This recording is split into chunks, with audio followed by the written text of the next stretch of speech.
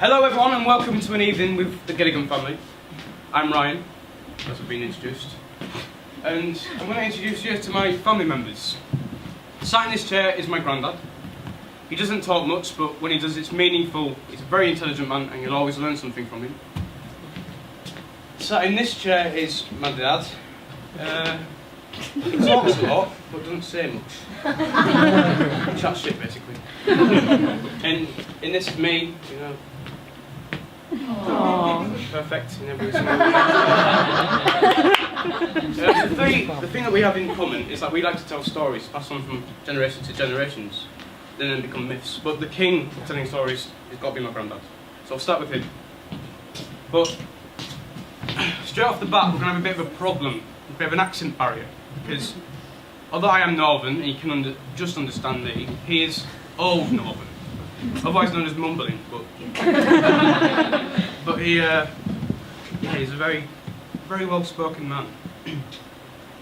He sort of speaks like this. When I was 40 years old, and then I sort of worked in a little building site just off the coast from like, did you get that? Yeah. Don't say yes. No. I know you're lying. Say no, it's in the script. No. Get in there. No, so I'll sort of lift off the accent because, you know, I want you to understand me and him, but me. But yeah. So he sort of goes like this. When I was 40 years old, I used to work in a building site just off the coast near Whitby, and I was the last person to shut down all the lights, and so I was the last person on the site. And we had this worker called we'll call him Steve, because I can't remember his name. And Steve wasn't the sharpest tool in the box. A spirit level without a bubble. A vice without a grip. A spanner. He wasn't. So one day I found Steve's shoes just lying around, and I thought, hang on, I'll wake him up a bit. And I put a nail just into the sole of his shoes. They were thick soles, they didn't go all the way through it. I'm not nasty, but it stuck out a little bit so he tripped as he walked. He never caught on to that at all, but it got a bit boring after a while. So then I decided to put a nail in his brush, camouflage amongst all the bristles. So every time he would sweep forward, he'd get jammed, and he'd spend half an hour sweeping back in awkward positions.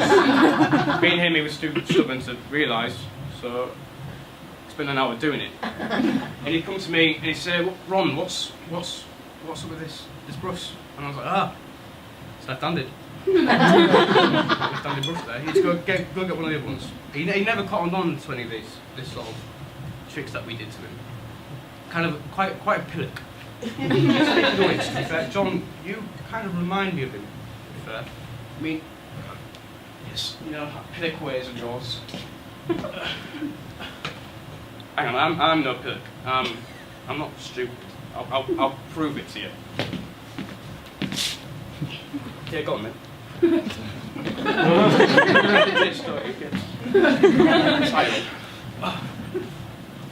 See, when I was in school, and by the way, I lived in Hartlepool, so it wasn't a school. There wasn't a school. It was just camps.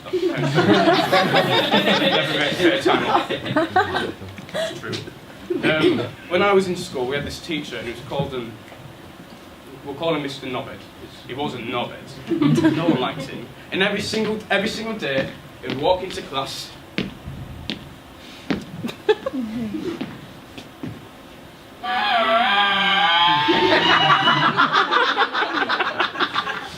Have I got your attention? You won't be having the supply today because I've killed him. Just a little joke. See, that never got a laugh when he did it. Just goes to show.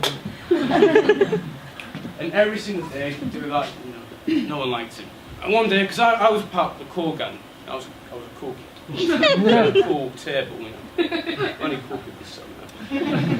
And one day we were playing 30cm danger, which is where you get your knuckles and you get a ruler and you bang against there, you be bleeding. Oh, yeah, we've been fighting. We haven't. But it was really cool, and we were distracting other kids. So obviously we got told off, and I'm the coolest. So I took the room. I was like, yeah, boys, I've got this. It was me. It was me. And in those days, it was proper detentions. And he was too good with a whip. He gets so accurate, and you know, I've still got scars, like.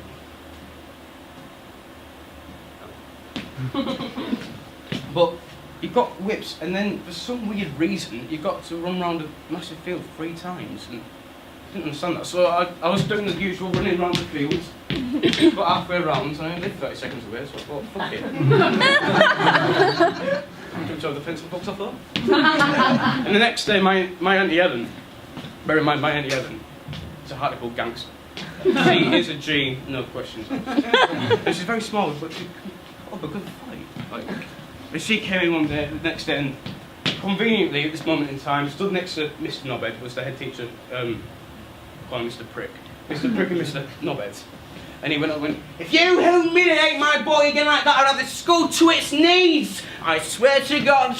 I was like, yeah, can't mess with me. See you later.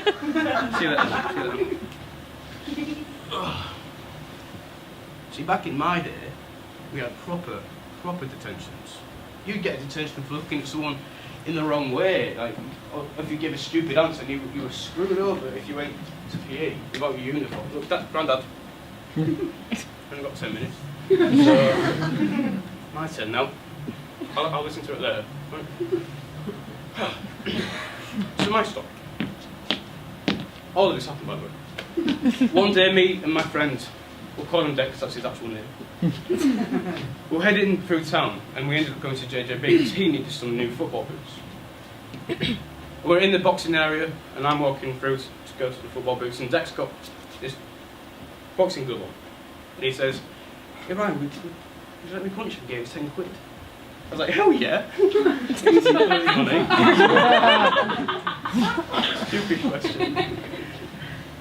So I brace for impact. I closed my eyes and tense up and that, and it's taken him a while. So I opened, and he'd taken a fucking run. He had gone to the other side of JJB. He was putting effort. He was giving me the tenner, so I expected. And he was running at me, and I was like, the regret's flooding me, and shit, I'm gonna get knocked out. And he's running at me, and he comes at me, and he bang!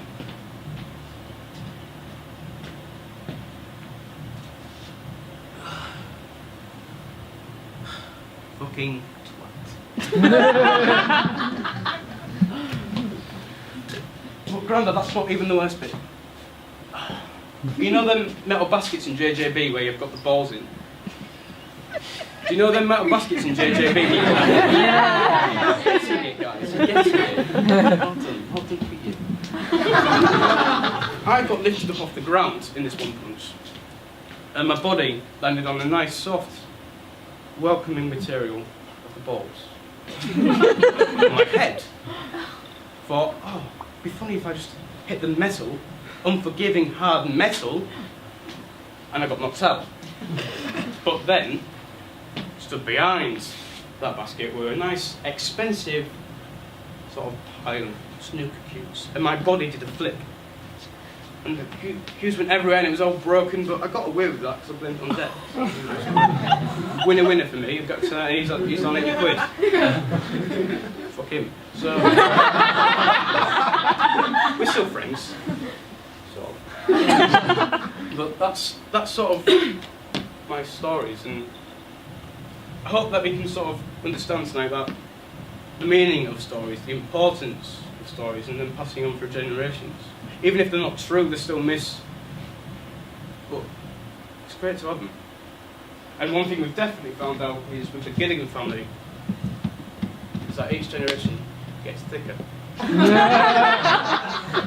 So thank you very much for listening. It's goodbye from me.